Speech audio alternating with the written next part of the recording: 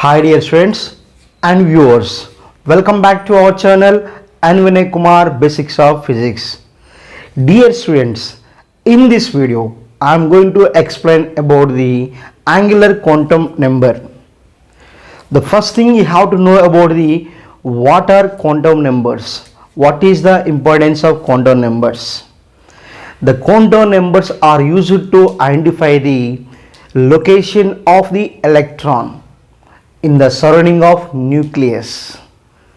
By using the quantum numbers, we have to identify the probability of finding the electron in the surrounding of nucleus.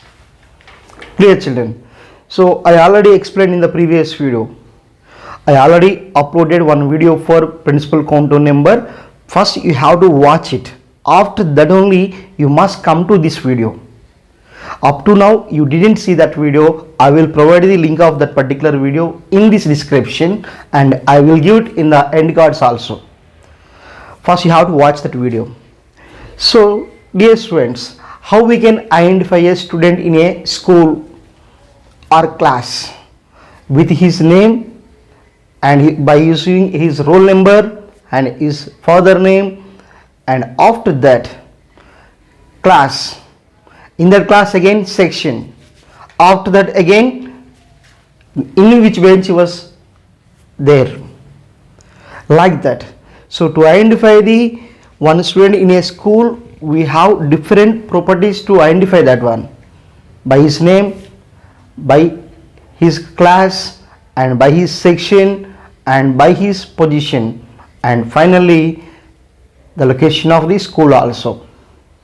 Like that, two quantum numbers also are used to locate the electron in the atom. So I clearly explained about the principal quantum number. Actually there are four quantum numbers. The first thing is what? Principal quantum number, angular quantum number, magnetic quantum number, and spin quantum number. This is what we are discussing in this video. Second quantum number, that is the angular quantum number. Angular quantum number is introduced by the Sommerfeld. He only introduced it. And angular quantum number is represented by the letter small l. Principal quantum number is represented by the n. Angular quantum number is represented by the letter L. Dear students, angular quantum number also have different names like azimuthal quantum number, orbital quantum number. Look here, this is also called as azimuthal quantum number, orbital quantum number, and subsidiary quantum number. And dear students, what is the importance of angular quantum number? Angular quantum number can give the shape of the subshells and how many subshells are available in a shell. That should be given by the angular quantum number. Angular quantum number can explain the what?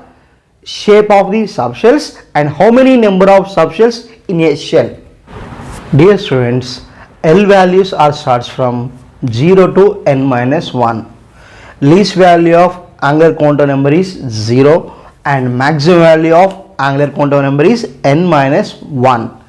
So children, L values should be taken as 0, 1, 2, 3 and so on, like that up to n minus 1. Here every L value can represent the one subshell children. So here you have to remember like this. Look here, this is the L. What you are finding on the board, simply here what it is, when L is equals to 0, the name of the subshell is what? S. And when L is equals to 1, it is the P subshell. When L is equals to 2, it is the D shell. And when L is equals to 3, it is the F shell, children. Clear? L is the 0 means S. L is equals to 1 means P subshell, L is equals to 2 means D subshell, and L is equals to 3 means F subshell. So children, here L is equals to 0, that represents the S subshell or S orbital. So S subshell, that should be in spherical shape, like this. And when L is equals to 1, when L is equals to 1, it is what? P subshell or P orbital, that is in the shape of dumbbell shape, dumbbell shape. And next, when L is equals to 2, that is the D, and D subshell, that is what here? Double dumbbell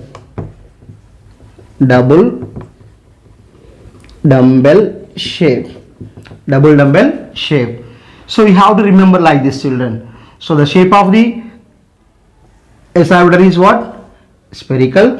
When L is equals to, that is what? S, its orbital shape is spherical. When L is equals to P, dumbbell shape, and L is equals to T means D subshell, double dumbbell shape. And when L is equals to 3, we can go for F subshell. So it is very complicated to explain the shape of the F orbital. That should be starts from 4F like that.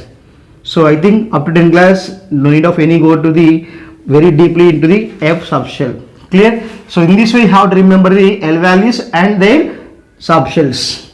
Clear, children? Dear students, now we have to discuss about the how many electrons in a subshell and how many orbitals in a subshell. It's very important to remember because it is very important for examination point of view. Lifelong you can use this one in our entire chemistry where you are studying. Okay, what is the concept here? How many orbitals in a subshell and how many electrons in a subshell. Let's go for that. Finding the number of orbitals and electrons in a subshell. So the table format is there. The number of orbitals can be shown by the formula 2l plus 1, and number of electrons are given by the formula 2 into 2l plus 1. Here, children, the number of orbitals can be given by the formula 2l plus 1, and number of electrons are given by 2 into 2l plus 1. So dear students, already we know that subshells are what? L is equals to 0, L is equals to 1, L is equals to 2, L is equals to 3 values. What we take? Subshells are S, P, D, F. So S subshell and P, D, F. In that, how many electrons are there? Let's discuss. Here for S subshell, L value is what? 0. That's why here I am going to write 2 into 0 plus 1. That is 0 plus 1 means what? 1. Clear? When L is equals to 0 for S subshell, how many orbitals are there? 1. And now in that, how many electrons are there? 2 into, already what we have? 2l plus 1 value is 1. So that's why here I am going to write 2 into 1 is equals to 2. Therefore what I have to say? For S subshell, only one orbital is there. In that orbital, how many electrons are there? 2. That's why here capacity of S subshell, how many electrons? Only 2 electrons. Clear, children? In the same manner, when L is equals to 1, that is what? P subshell. For P subshell, we have to go to find out the number of orbitals. Again, 2 into L value is what? 1. 2 into 1 plus 1. That is what? Here 2 plus 1, 3. Clear? For P subshell, how many orbitals are there? 3. Clear? And in those 3 orbitals, how many electrons are there? Simply 2 into 3. Already 2l plus 1 value is 3, and 2 into 2l plus 1. That means what? 2 into 3, 6. So therefore, in P subshell, 3 orbitals are there and 6 electrons capacity is there. 6 electrons capacity maximum. So that means what? In every orbital 2 electrons are there. Clear? And next thing here, when L is equals to 2, then already is D subshell. Then 2 into L means what? 2 plus 1. That is what here simply, children? 2 into 2 means what? 4 plus 1, 5. So for D subshell, how many orbitals are there? 5. Already told you, in every orbital how many there? 2 electrons. 5 into 2, S 10. That's why here you have to substitute here 2 into 12 plus 1. 12 plus 1 what it is? That is simply here again what you write, 2 into 12 plus 1 value is 5. 2 into 5 is equals to 10. And next thing is for L is equals 3, that is what? F subshell. Then what you have to write? 2 into L value is 3. 2 into 3 plus 1. That is what? 6 plus 1. That is what? 7. So he what write here? 2 into 7, 14. So children, you have to remember here the maximum capacity. The maximum capacity for S orbital, how many there? 2 electrons, 1 orbital. And for P, 3 orbitals and 6 electrons. 6 electrons. And for D, 5 orbitals are there and 10 electrons are there. 10 electrons are there. And now for F subshell, 7 orbitals are there and 14 electrons are available. So you have to remember. So for D, 5 orbitals are there and capacity of electrons is how much? How many? 10. And for F, 7 orbitals are there. Capacity is what?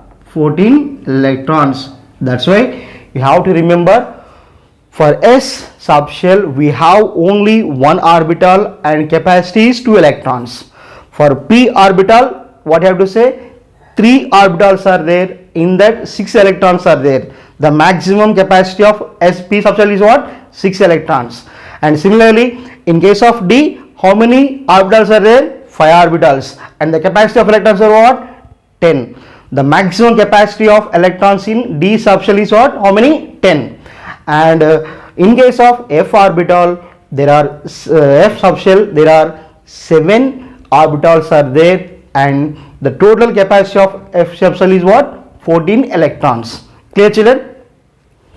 Dear students, now we have to discuss about the how many subshells in a shell. Children, no need to confuse. Shell means K, L, M, N. These are the main shells. K, L, M, N. When N is equals to 1, that is K shell. N is equals to 2, L shell. N is equals to 3, M. And N is equals to 4, N. Those are the shells, orbits. Clear? And subshells are what? S, P, D, F. S orbital, P orbital, D orbital and F orbital. S, P, D, F can be called as subshells. K, L, M, N are called main shells. Children, when N is equals to 1, in that only one subshell is there. When N is equals to 2, that shell consists of 2 subshells. When N is equals to 3, that consists of 3 shells. When N is equals to 4, that consists of 4 subshells. Got it, children? When N value is 1, it consists of only 1 subshell. When N is equals to 2, that consists of 2 subshells. When N is equals to 3, that should be consists of 3 subshells. And when N is equals to 4, that should be consists of 4 subshells. If you can take N number of subshells, N number of shells, then number of subshells also same. That's why you have to remember the number of main shells should be equals to the number of subshells. Let's go for that. Here now, N value is 1. First look at the first table here. When N is equals to 1, L value is what? 0. Clear? L value is 0. L value 0 means what? That is the S subshell. What is S subshell? When N is equals to 1, L value is 0. L value 0 represents the S subshell. That's why here when N is equals to 1, there is only one subshell, that is only S. That's why here number of subshells are 1. Clear? N value is 1 and subshell is also what? 1. That is what? S. And next children, when N is equals to 2, L value is what? Right? 0, 1. When N is equals to, L values are 0, 1. It means that 0 represents the S subshell and 1 represents the P shell. When n is equals to 2, L values are 0 and 1. 0 represents the S subshell, 1 represents the P subshell. Total how many there? 2. That's why when n is equals to 2, how many there? S 2 subshells. Those are what? S and P. In the same manner, children, when n value is 3, L values are 0, 1, 2. Then obviously here what it is? 0 represents the S subshell, 1 represents the P subshell and 2 represents the D subshell. Total how many there? S, S, P, D. When n value is 3, that should be consist of 3 subshells. And when n value is 4, that should be consist of 4 subshells. Let us check. Values are what? 0, 1, 2, 3. Then what write? S, P, D and it is F. So when n is equals to 4, how many there? 4 subshells. So in that manner, children, you can take n value. In that particular n value of shell, it consists of that number of subshell only. When n is equals to 1, subshell is 1. When n is equals to 2, subshells are 2. When n is equals to 3, subshells are 3. When n is equals to 4, subshells are 4. Got it, children? That's why the number of n value should be equals to the number of subshells. Got it? Look here now. You have to remember, children, now n is equals to 1 means what? K main shell. In that, what it is there? S subshell is there. And in n is equals to 2 means what? That is L shell, main shell. In that one, how many are subshells? 2, S and P. And when n is equals to 3, what do you say? That is capital M. In that, 3 subshells are there, 3. And when we can take 4, that is n subshell, the students of S, P, D, F, 4 there. So now you have to understand same thing here. Watch very carefully, children. Now in that n is equals to 1. N is equals to 1. When n is equals to 1, how many subshells are there? S. So that should be shown like 1s. Clear? So this is a n is equals to 1. That means what? This cell is K, this is L, and this is M, and this is N. When n is equals to 1, that is what? K shell. In that subshell is what? 1s. So, and similarly, when n is equals to 2, when n is equals to 2, and how many subshells are there? S and P. S and P, they can be shown like this: 2s, 2p. Clear? And now, when n is equals to 3, go for n is equals to 3, what do you have? 3 subshells. Those should be taken as 3s, 3p and 3d. 3s, 3p and 3d. Clear? And now n is equals to 4. 4 subshells must be there. What are those? 4s, 4p, 4d and 4f. Clear? So 4s, 4p, 4d, 4f, children. Now you have to count the how many electrons in a shell. How many electrons in a shell? So in first shell, what it is there? Only 1s. The capacity of 1s is how many? 2 electrons. And now in the second shell, we have 2s and 2p. Capacity of s is how many? 2. P is how many? 6. D is how many? 10. F is how many? 14. Like that. Here 2s, 2p. 2s, 2p. In that, simply what right here? 2 plus 6, 8. 2 plus 6, 8. 3s, 2 plus 6 plus 10. In the third shell, how many electrons are there? 18. And fourth shell, 2 plus 6 plus 10. What it is? Simply 18 plus 14, 32. So in the fourth shell, how many electrons are there? 32 there.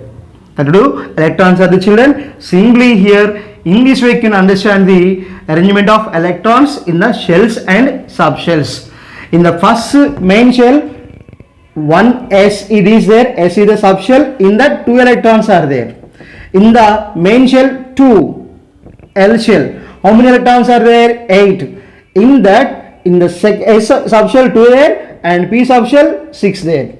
like that. In the third main shell, in S subshell 2 there, and P 6 there, and D 10 there. Total is 18. Similarly, in the fourth one, we have 32 electrons in the fourth main shell.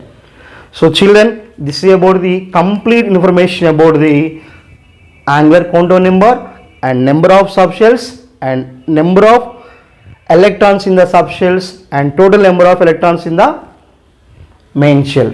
How many subshells available in the S shell? It is clearly about that information. So I hope you understand. If you can understand this one, don't forget to like, comment, subscribe the channel. Okay, thank you.